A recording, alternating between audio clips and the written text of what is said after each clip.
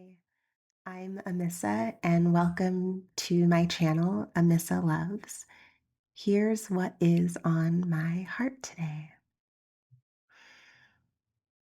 I used to believe that looping around the same core wound over and over was a sign that I was broken, that the construct of my identity, shaped by trauma responses, would always block me from accessing my true power, my magic, the gifts that were always meant for me to embody and to express.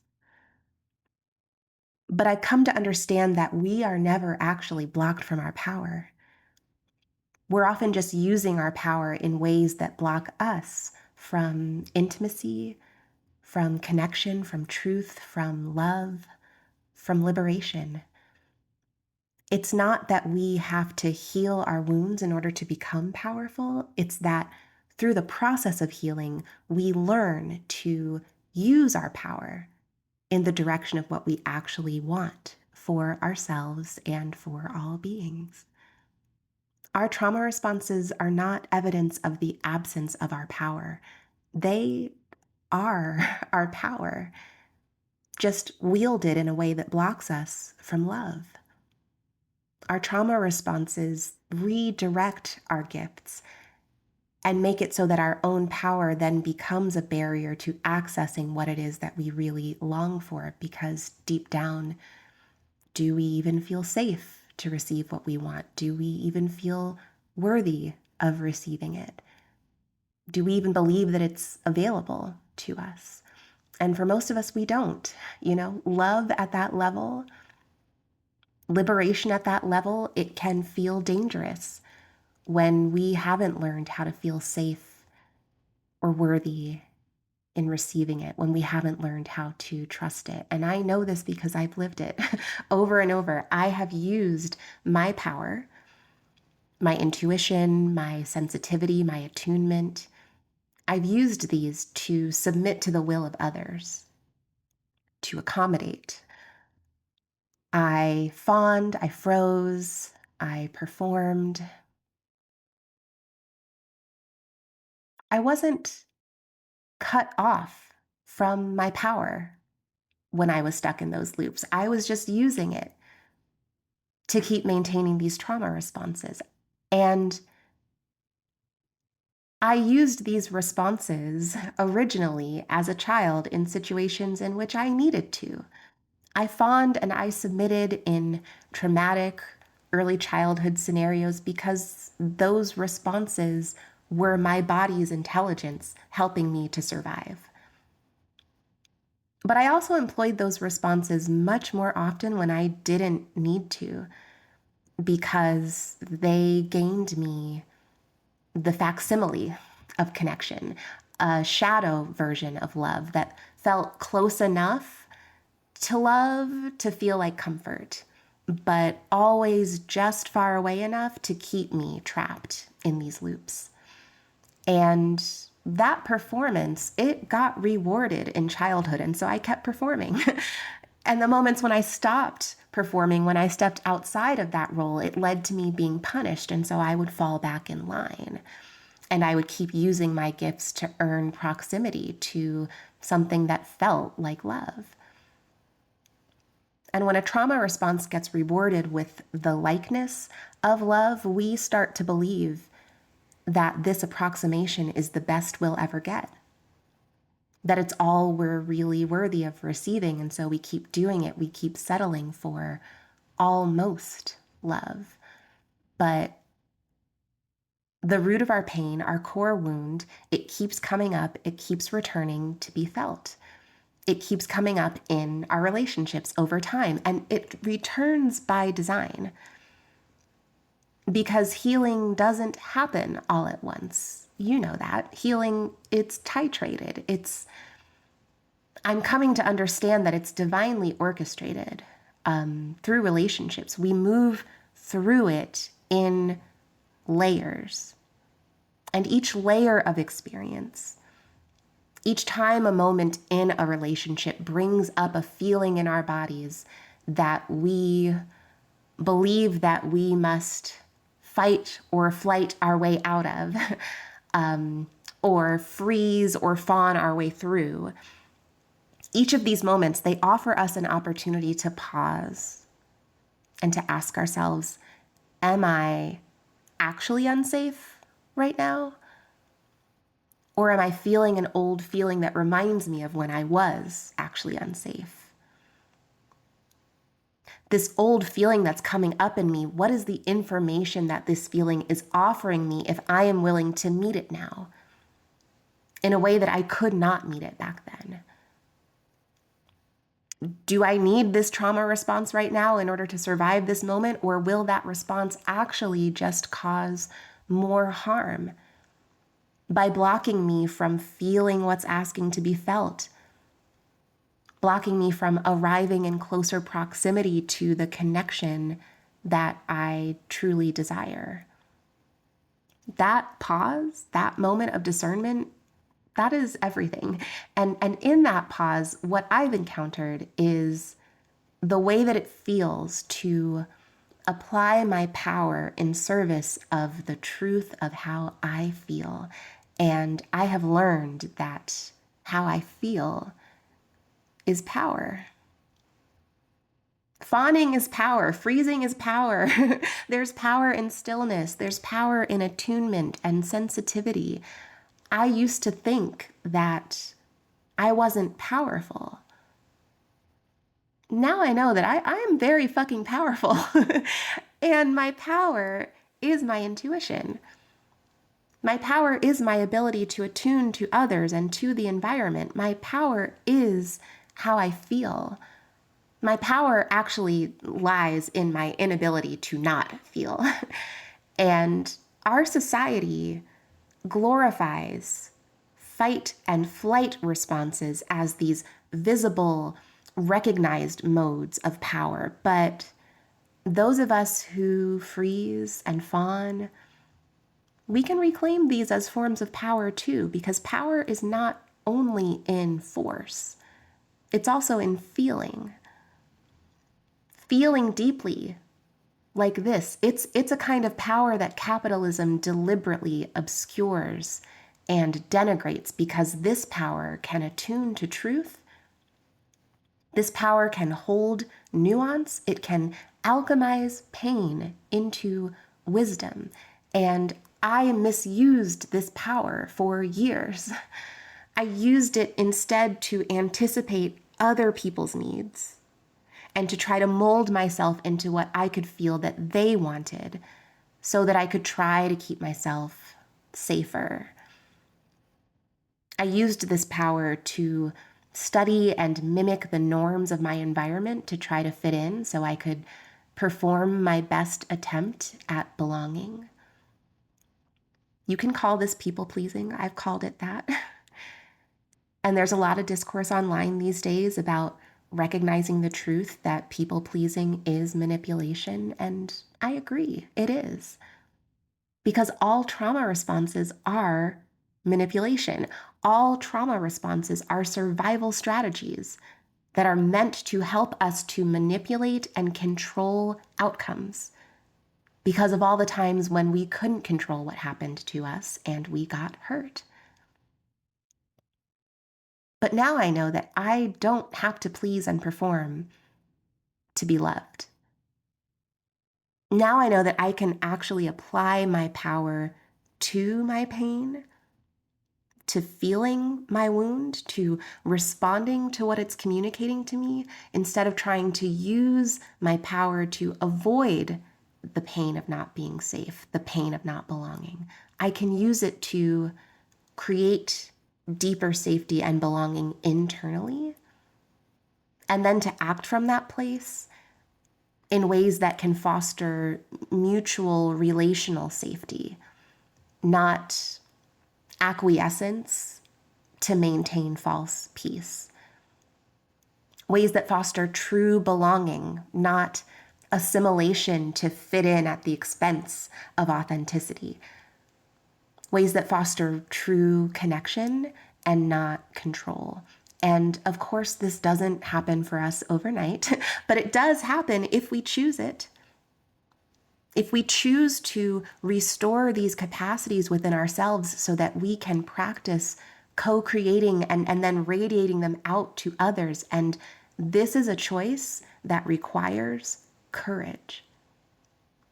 It takes courage to go toward our pain instead of away from it, to sit in the dissonance, in the tension between the habitual strategies that we've employed to get the closest approximation of love that we believed was possible,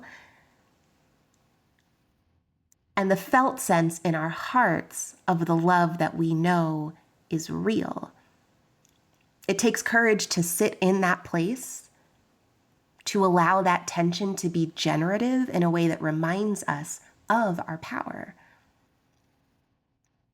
When I first started to feel the difference between my true self and my trauma responses, I didn't automatically know how to be safe without employing them. But experience after experience in relationships presented me with scenarios in which the old core painful dynamic got triggered again and again to varying degrees of intensity, but each time offering me a choice.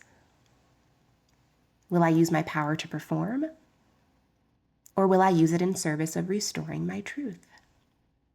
And choosing truth has often felt like death, like little deaths, a series of energetic endings and severances, but each one brought me to a deeper peace and integrity on the other side, a deeper alignment with myself. And that made me more ready to meet the next relational encounter from a more authentic place. The misalignment taught me what kind of alignment I longed for.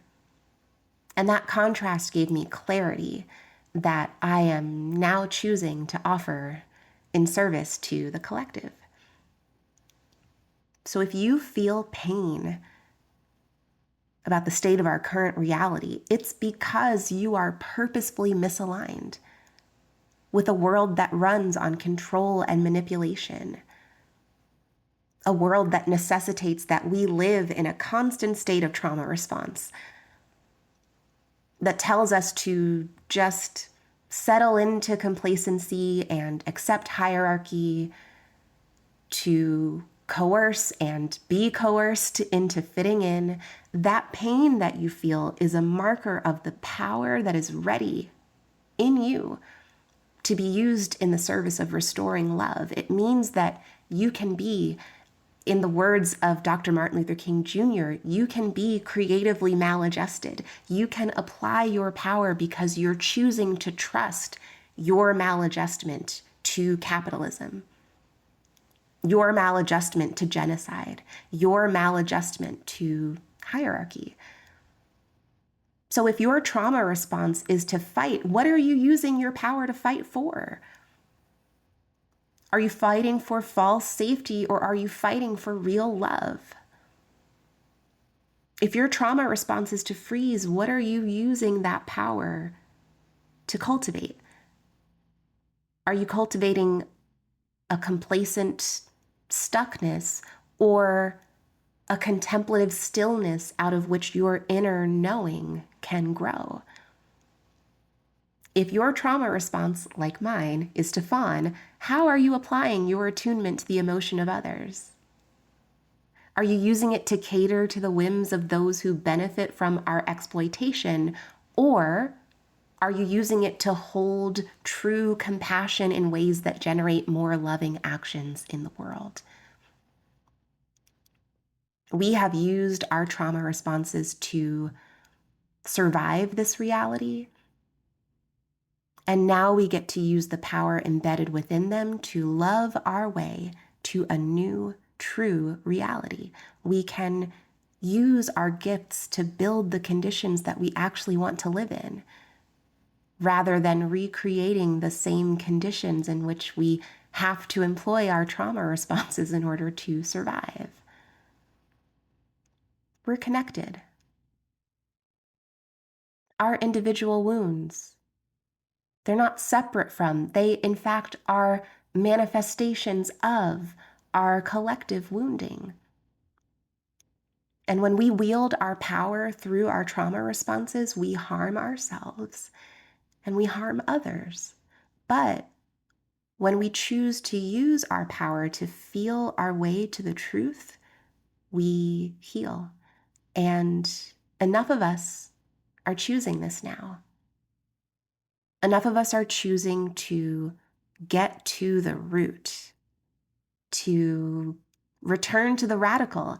As Angela Davis would say, to be radical is to grasp things at the root, and we're grasping it together. And the truth is that we must. It is of the utmost urgency because we as a species will not survive if we don't collectively choose to shift how we apply our power away from the loops of manipulation and control and toward the truth of who we are. And this is why now I choose to be in relationship with people who are willing to grasp at the root within themselves, who are getting radical within themselves. You can read all of the radical political theory in the world, but if you're not willing to set the book down and feel your feelings and get to the root of your pain so that you're not projecting it onto others, how radical are you really? And I feel this way because of how this moment requires our radical engagement with our internal worlds if we're ever really going to create new external ones.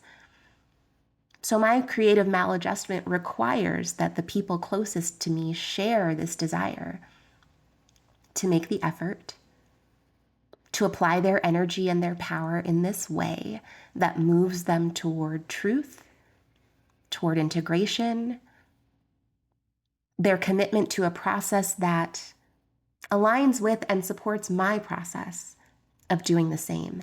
And it turns out that being in these kinds of radical relationships with others who are radical in this way, it leads us to act toward each other from deeper and deeper integrity. And that leads to less and less harm in the connection, which means less and less need to employ these trauma responses in the first place. And if this can happen on the interpersonal level, I know that it can happen, that it is happening in the webs of connection that ripple out to the collective level. Because what I want for myself, I want for every being on this planet. And I know that I can't fully have it unless we all do. Our individual pain is not separate from our collective pain, and that means that our individual power, when we return to it and we apply it to love, it becomes collective power. And I can feel how close we are to this collective shift in how we love, in how we relate, in how we build this new world that's rooted in shared belonging. I can feel how close you are to the root. Keep moving through the layers.